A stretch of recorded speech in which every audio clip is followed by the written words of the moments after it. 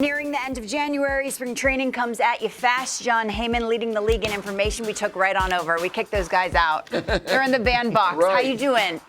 You're playing Immaculate Grid. We're playing Immaculate Grid over here. We're not worried about you guys. You're not worried one bit. Heyman better bring some news. What All you right, got, Jon? let's talk about it because teams, Jon, are taking shape and certain guys don't have homes. Pete Alonso at the top of the list. What's the latest? Yeah, I mean, this could go on a while. I mean, as I say, that it's a fluid situation. We shall see. I think it's most likely it's going to be one of two teams, most likely, not guaranteed, Jays or the Mets. And, you know, the Mets said they were pivoting, but they're still monitoring. They're still taken back at a price.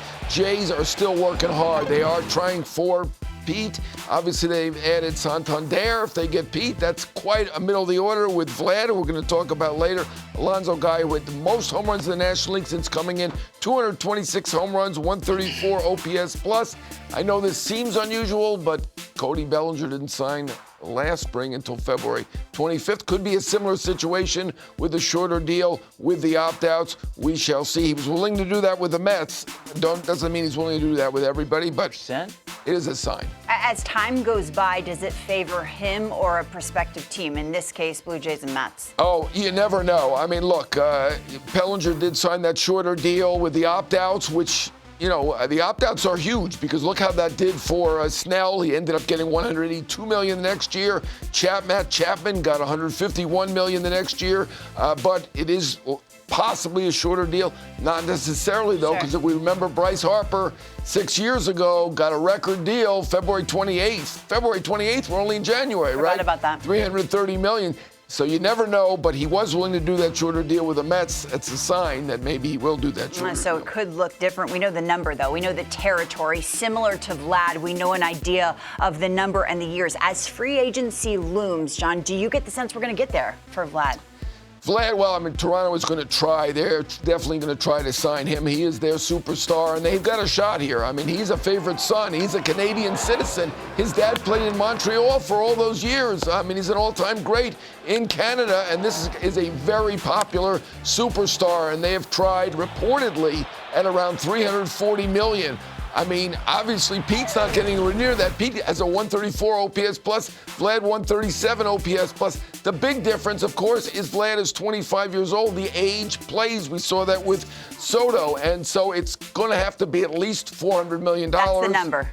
At least. I mean, are we going to hit 500? I don't know. I mean, Soto is the guy who was most comped to him at 765. He's not Juan Soto, let's be fair. Not Juan Soto, but I would say 400 million plus is the number. And he's not getting traded. We see teams out there trying.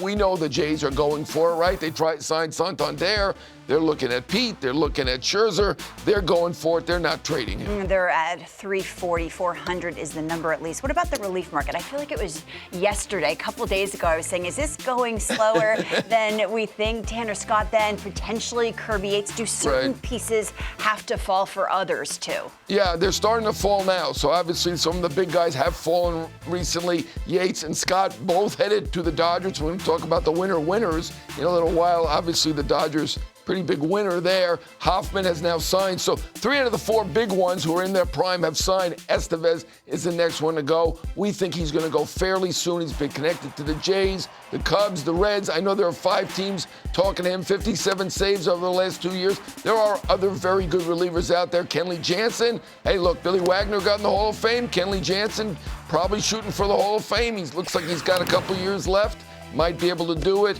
Obviously, a lot of teams looking for relief, basically almost every team, but that's my list of teams looking at relief. Still some good ones left. Canely, Maton, Chafin. It's a long list, but Estevez heads the list. Can we talk winners already? Yes, teams winners. aren't whole yet, but we're getting there. Obviously, Dodgers at the top of the list. What are other teams that you look at and say so far they've had a good offseason? You're right. Not much suspense to the winner list, right? We're going to go down 5-1, but we know who one is, right? So number 5, I've got both New York teams. We signed for $765 million. Juan Soto, you're the Mets. You've got to be a winner. I mean, obviously, they beat out 4 other big market teams to get one of the greatest players in baseball.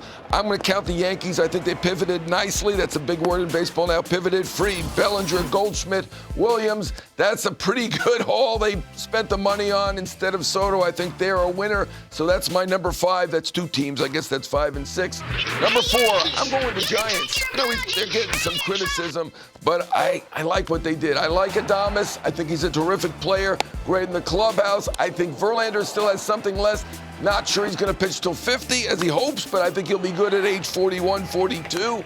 And obviously they brought in Matt Chapman a year ago, kept him on a long-term deal for $151 million. So I'm still counting Chapman and the Giants as my number 4. Another team that's getting criticism, they haven't gone out there and spent the big bucks. They are a big market team, but you have a front office who's sabermetrically minded. Very good, Harold. I like that. Red Sox. I think the Red Sox are number 3. I love Buehler at $20 million, $21 million for 1 year. And Crochet. I mean, that is a big prize. I think they did great there. Obviously, they gave up a lot to get him with Teal and Montgomery, young guys. And we saw Aroldis Chapman. There he is again, one of the greatest closers of all time. So the Red Sox are doing well, even though they haven't spent the big bucks. They're still in on Bregman. I'll have to move them up on my list if they get Bregman. Number 2.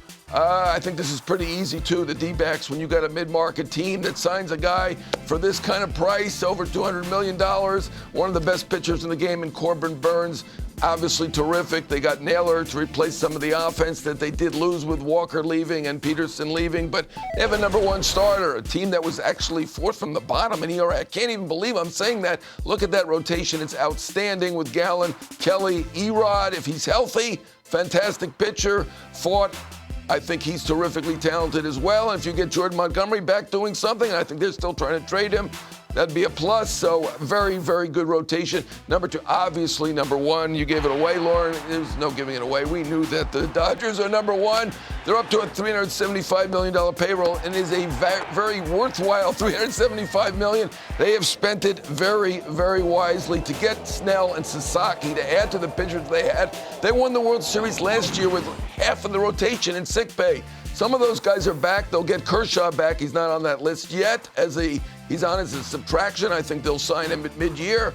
But look at that rotation with Snell and Sasaki adding to what they had. It's just unbelievable. And we know that they're got deals in the works and about to sign Tanner Scott and Kirby Yates. And they are the clear number 1.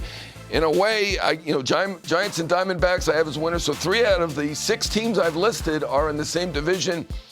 Even though the Giants and Diamondbacks are winners, a little bit of a loss there because that best team got even better. Sure. I remember Andrew Friedman at the winter meeting saying we got a late start. They more than made up for it. Oh Jon Heyman with the very latest. Thank you so much.